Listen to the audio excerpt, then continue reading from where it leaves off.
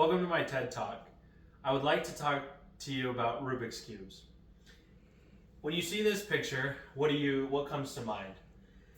Many colors, it's very scrambled, and it's almost impossible. Well, what about when I show you this picture? Probably almost impossible is what you're thinking. Maybe peel off the stickers. That's what you were told when you were younger. Now, a Rubik's Cube, it's pretty much impossible, but it's actually very simple once it's broken down. It can be quite confusing, but today I'm going to be talking about how you can solve a Rubik's Cube and what are the implications it has in our society. Now, a Rubik's Cube, opposed to common misconception, people think you solve it one color at a time. A blue color, a red side, a green side. But really, you actually solve it layer by layer. Now, there are 4 simple steps, and today I'm going to go over those steps with you. The first step is you're going to get a cross.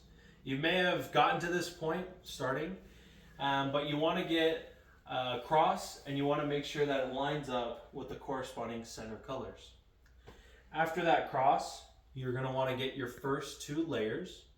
Again, we're solving it by layers, not by sides. After that, you want to get the whole yellow side along with keeping those 2 layers. And then the last step would be solving this gray layer right there, which you have a solved Rubik's Cube. Now, for those visual learners, I'll show you right here, right now. I have a solved cube. I'll mix it up real quick. Now, let me get closer to the video so you can see.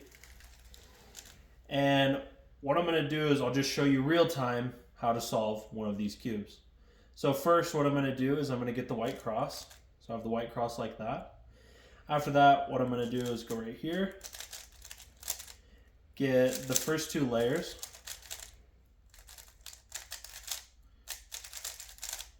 After that, what you want to do is get that yellow side, just like that. And after that, you want to fix that yellow, that last layer. Now, those 4 simple steps are how you solve a Rubik's Cube, but what do you do with that information? Why is it important, and why am I even giving this TED Talk? Being able to solve a Rubik's Cube is going to do exactly this. It's going to expand your mind into new ways of thinking, new ways of seeing the world, new ways of recognizing patterns, and seeing how shapes fit. Now, I'm not the only person that's ever figured this out. Obviously, you've seen many YouTube videos about it. But there actually are some benefits. And so some research has been done. And some of the 4 primary benefits that will benefit all of our lives is that it can decrease your risk of dementia. It will increase your reaction time, increase your attention span, and you'll have better problem solving skills. Now, these are all great, but I'm actually going to go in more detail on all 4 of those. So for the first category, a decreased risk of dementia and Alzheimer's disease. There was a study done, and what they realized is that those who solve 1 puzzle a day, it doesn't have to be a Rubik's Cube, but just 1 puzzle a day, they found that there's a 15% decrease versus those of solving no puzzles. So you're stimulating your brain, you're learning new ways to solve the same thing, and finding more efficient ways as well. On top of that, you'll have an increased reaction time. So here we can see by this picture, car accidents can be pretty much life or death, and they can always be prevented in a very short amount of time. Now here, what they were able to see with that same study group in the Alzheimer's and dementia, they were able to find out that you'll have an 8 millisecond faster reaction time when learning how to solve a Rubik's Cube.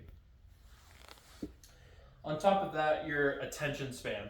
So I want to show you this little diagram. Goldfish, they have about a 9-second attention span. Our average human attention span, it's gone from 12 seconds to 8 seconds, and this is in 2013. 10 years later, it's probably around 5 or 6 seconds. So basically, our attention span is a lot less than goldfish. What they were able to notice in this study is that as you have a Rubik's Cube or a puzzle of some sort, you're able to focus and grab your attention and just stay focused on that one item, increasing your attention span. Also, with this, they were able to do another study.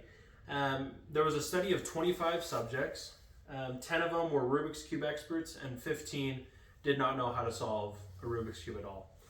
What they were able to notice that in this study, they put them in a room, and the 10 Rubik's Cube experts were able to find a solution to the problem, as well as they were able to execute that problem faster than those who didn't. So now we're not saying this is the case for everything, but we're able to see benefits of problem solving skills, that they're able to recognize patterns, recognize possible solutions, as well as execute them faster. So that's a great option. Now overall, these 4 things, they're great, but what it's ultimately doing, it's opening up a new perspective to you. We all see our world through our own eyes, but being able to solve puzzles and be able to connect through those puzzles opens new perspectives. Now, my hope and my future that would eventually happen with this is that could be able to reach out to a board of directors, maybe a school district, and be able to have each new kid, starting even in elementary age, to have a Rubik's Cube. That way they can learn from it and recognize patterns. Now, as each kid would be able to receive their own Rubik's Cube, they're only about $7.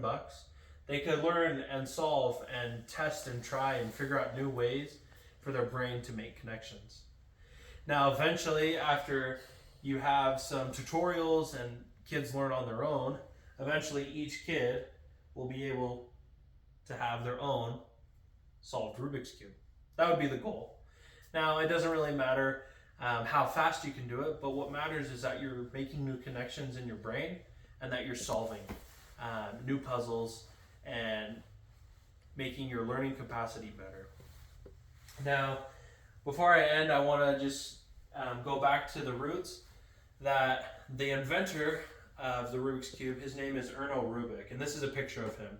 He's from Hungary, and he was an architecture professor. And this is one of the quotes that he says that I think makes the most sense.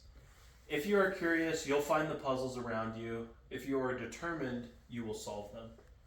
So I hope, just like Mr. Rubik said here, that we can implement this type of learning, that we can increase our attention span and stay determined to solve all the puzzles around us.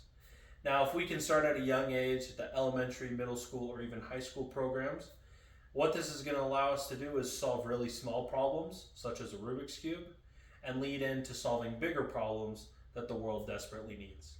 Thank you.